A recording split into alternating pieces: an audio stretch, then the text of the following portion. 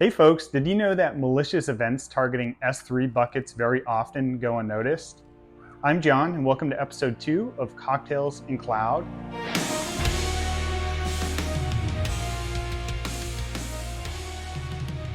Today we're going to be talking about CloudTrail incident response, but before we do that, we're going to make a cocktail. So for this week, we're going to go with a special theme that is celebrating St. Patrick's Day. This is a fun holiday, especially if you love to drink. But for this year, I decided I'm not doing any more Irish car bombs, not doing any more Jameson and ginger.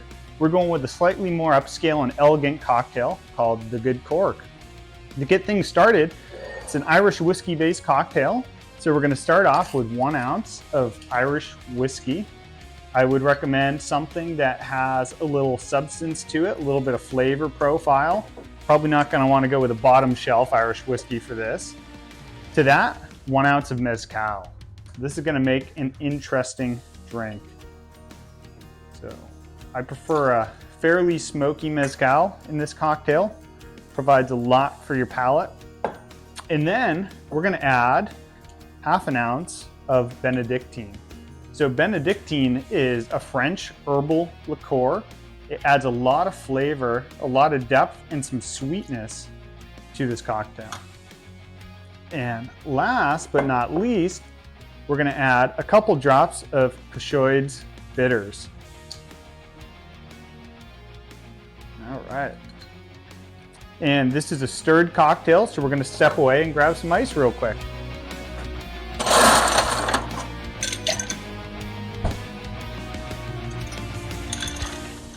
All right, so we're back with some ice. Always want to make sure we have a lot of ice.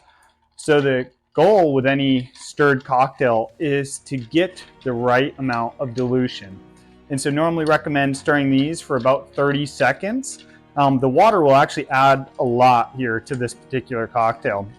Helps cut through some of the smokiness and some of the oak flavors that you'll get with this particular Irish whiskey.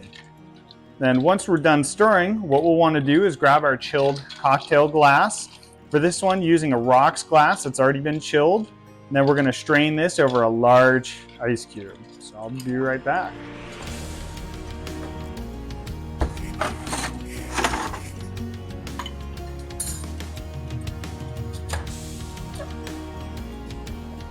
So we're going to stir this right over a large block of ice. Make sure we get all of that. And then the next thing we want to do, garnish. And so for this one, we've chosen a simple green apple slice just to get a little bit of the aromas. The Irish whiskey itself has a lot of subtle notes that can be brought out with a fresh apple. Cheers.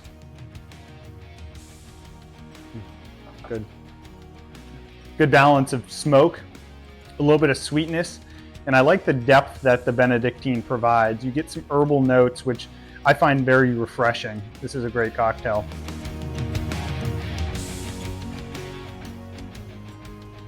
All right, so what we're going to do is we're going to hop into an AWS account and take a look. So in this particular account, I've set up 2 users. One is an administrative user, and one is a user that should only have access to Amazon S3, a user that can perform S3 operations such as uploading content, creating buckets, etc. And what we're going to do is we're going to take a look at the account's CloudTrail setting.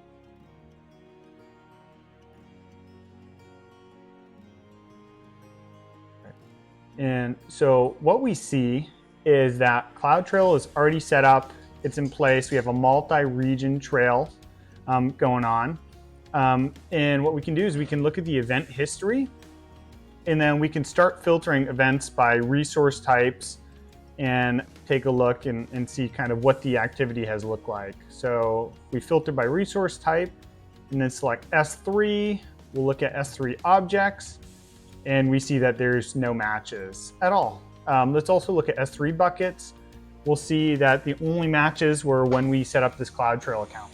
So what we're gonna do is we're gonna utilize the S3 user we created.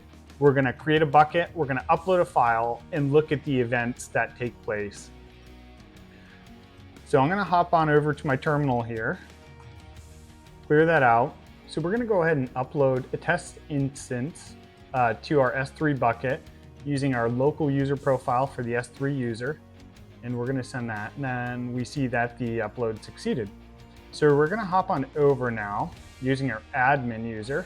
We're gonna verify that the object exists in our bucket, which it does. We see it pretty clearly right here.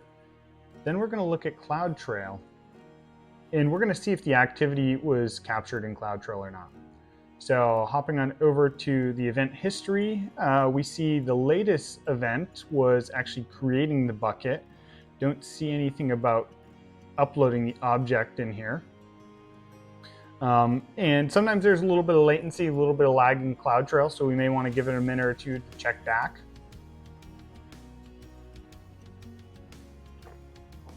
But what we're quickly realizing here is that the operation to actually create the bucket or to modify the bucket itself is logged in CloudTrail, and that's logged by default.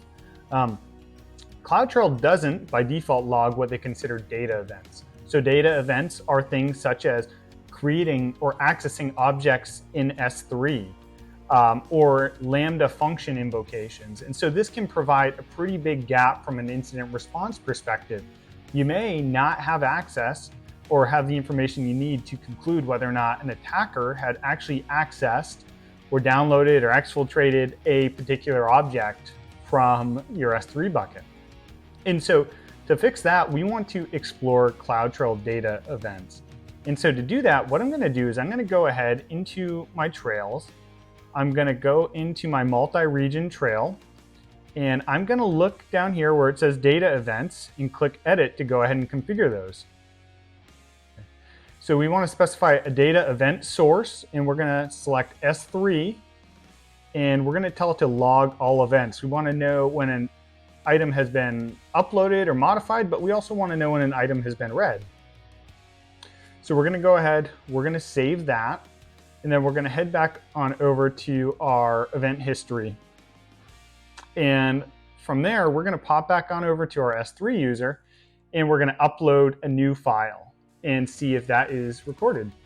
So we're going to go ahead and do that in the command line. We'll upload this file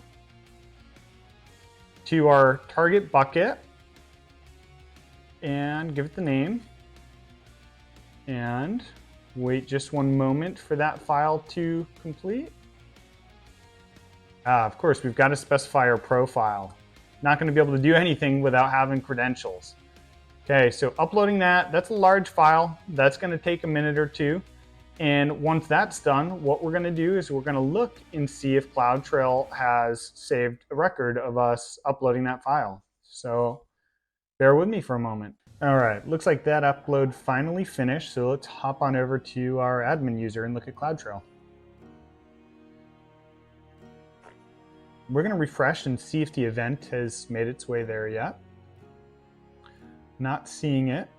Generally speaking, CloudTrail takes a little while to ingest data events. So what we're going to go ahead and do while we're waiting is we're going to see if the data events will capture us actually trying to download the file.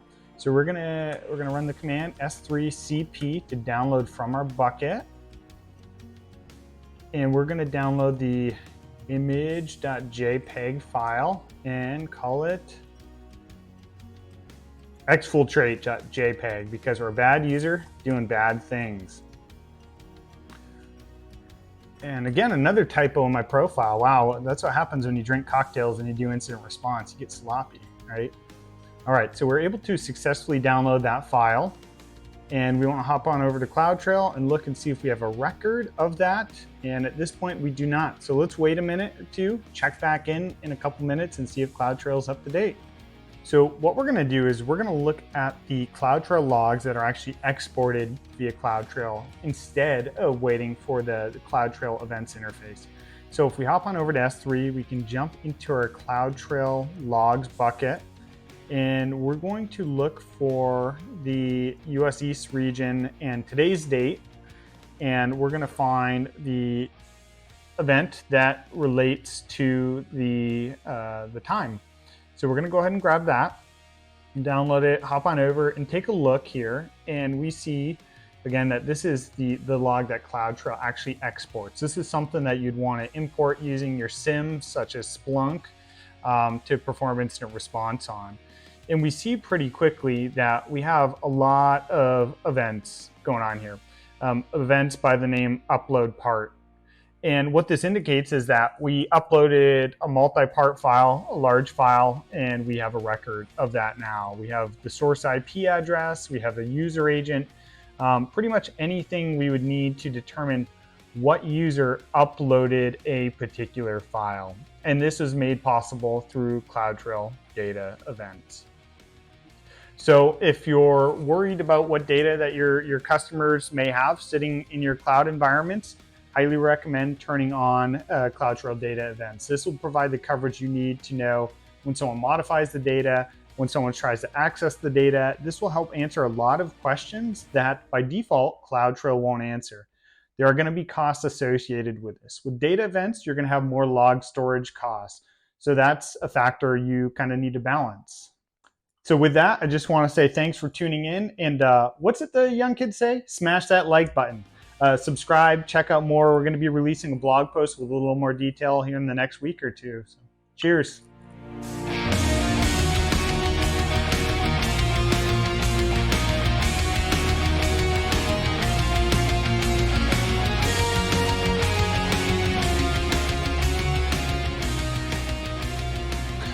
Are you recording? Yep. What's up, folks? Did you know that in AWS, did you know?